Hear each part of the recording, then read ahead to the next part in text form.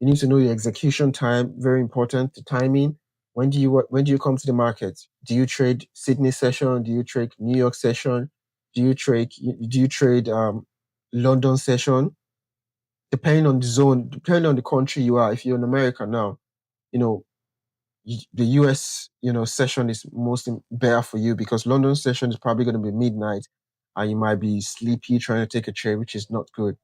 So all of this put together makes up the data that that makes up your own strategy. So these are the things we're talking about. You see how data is very important. We talk about your journal. I was showing you my journal very recently. You can see this needs to load. I'll show you my journal. You can see I journal everything. You know, take profit, stop loss, psychology, all of that. That was all of that juicy stuff. You need to journal everything. What happened on any particular trading day, how were you thinking, how were you executing. So these are all the things that makes up a trader. A trader is 30%, like I said, 30% psychology, 30% data, 50% psychology, and 20% execution.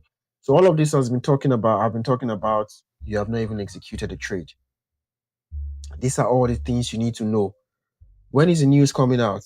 Is the inflation report that's going to come out by the Fed going to affect your trade? If the inflation report comes out, is it going to be bullish on the pair you trade? Is it going to be bearish on the pair you trade?